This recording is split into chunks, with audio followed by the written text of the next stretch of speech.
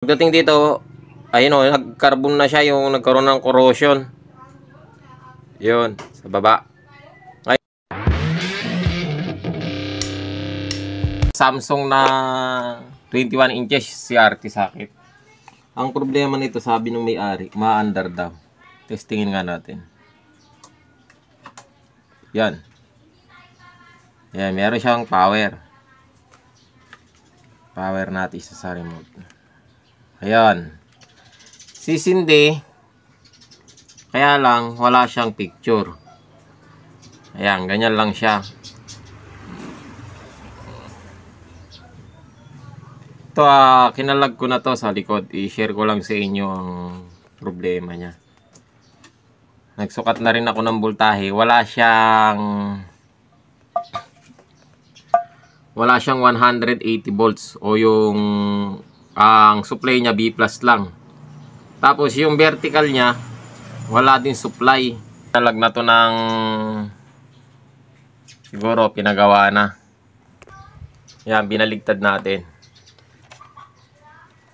Nag-troubleshoot na ako dito.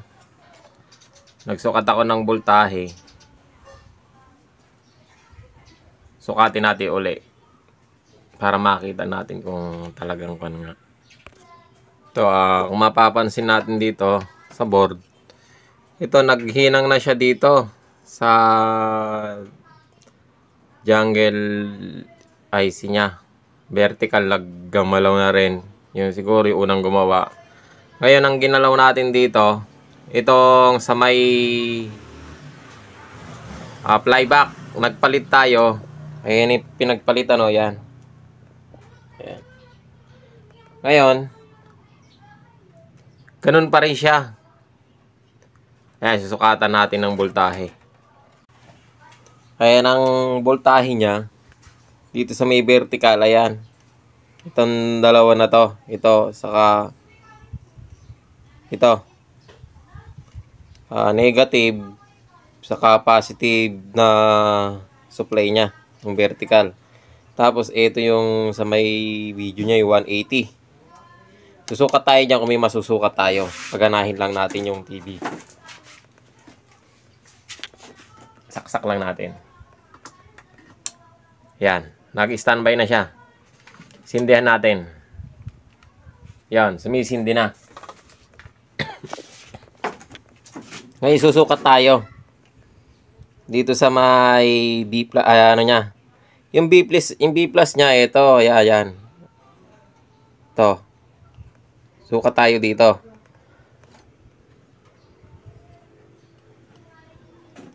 Ayan. Sa tester, mayroon siyang 122 volts. May pumapasok. Ngayon, dito tayo sa may, dito sa may video. O, 180. Ayan, 0. O, 1.6 lang. Ayan. 1.6. Mababa. Halos walang lumalabas. Ayan o, 0 yung sa may vertical niya. Ayan. Ayan. Sukat ng vertical niya sa may supply. 0 din. Yung negative niya wala din. Ayan. So, wala lang masukat na voltahe. Pagka ganyan guys, na walang masukat, ayun, ito ang naging problema niyan. Kasi dito ko nag-troubleshoot kanina. Dito nagsukat ako ng voltahe, good naman, normal naman. Ngayon dito ako umabot. Itong pinaka oscillation niya, nag-o-oscillate naman eh. Kasi pag pinindot mo, andar. Kaya lang, wala lang siyang supply. Pero, meron akong nakakon dito eh. Dali lang. Ayan, ito yung tester natin. Naka-range tayo ng times 10. X10. Ngayon, susukatin natin tong continuity nito. Ito, parang chopper to eh. Ayun, pumapalo. Yun. May reading siya. Pumalo. Pagdating dito, ito pinagtatakan ko bakit wala. Ayun oh. Oh, wala. Yan. Dapat siya mayroon yan eh. Subukan natin tanggalin. Baka dyan lang ang problema. Tanggalin ko lang siya sa board. Okay guys, tatanggalan natin. Ito siya kung mapapansin. Nakadugtong naman oh.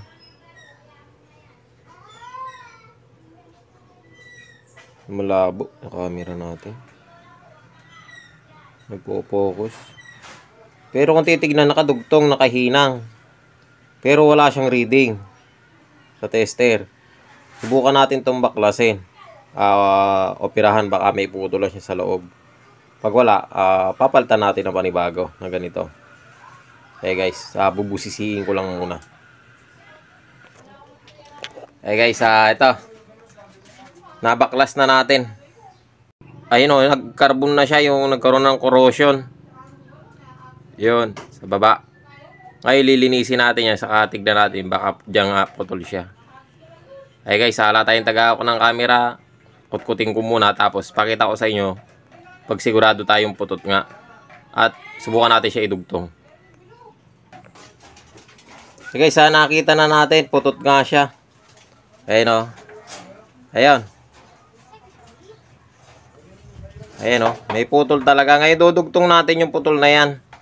Subukan natin ikabit. Baka dyan lang at baka umandar na. Ay guys, dugtong lang muna natin. Ito, naidugtong ko na siya. Ayan o. Dinugtungan ko na lang siya ng panibagong magnetic wire. Ayan o. Ayan, testingin natin. Hindi na natin tetesterin. Testingin na natin. Kabit na natin. Ayan guys, nakikabit na natin. Ito na siya. Ayan, testingin na natin ngayon kung aandar na. Testing. Yon. Yun. Magitik na. Tignan natin sa ilalim. Yun, mandar na. Ayun o. Meron na siyang display na puti. Naka-video yata. Pero okay na. Kaya lang meron na ako nasisilip na guhit-guhit. Sa vertical na lang yun guys. Tatanggalin na lang natin. Pero yun lang ang naging problema niya. Ayan. Bunutin muna natin. Tapos check natin yung sa may vertical yung capacitor. Ayan. Okay guys, itong sa may vertical nya, yung sa may capacitor, ito tatanggalin natin. Ito. Itong dalawang, yan, ito, saka ito. Yan, yung dalawa na yan. Tetesterin natin yan kung alin dyan ang may problema bago natin siya bunutin. Ito yon. Ito saka yon. Gamitan natin siya ng ESR para sigurado tayo. Yan. Tingin natin gamit yung ESR. Pero yan, ito na yung ESR natin. Check natin yung ito, gumagana naman yan eh, you know. Yon. So, check natin dito sa may capacitor niya. Ito yun. Yan. So, nakatutok. Alang palo. Yung isa, ito. Nakatutok, may palo. So, ibig sabihin buo yun. Dito tayo sa isa, yung walang palo, ayun o. Ayan. Ayan, talagang totally wala siyang palo. Ayun o. Hindi gumalaw. So, ibig sabihin sira yun. Yun ang bubunutin natin. Yung isa good pa. Ayan guys, bunutin lang natin. Ayan guys, napalitan na natin siya. At okay na, maandar na. Ito ang sira. Ayan o. 50 by 100. Ayan. na capacitor. Yan. Kaya lang medyo mataas yung screen. Nagpapa-adjust.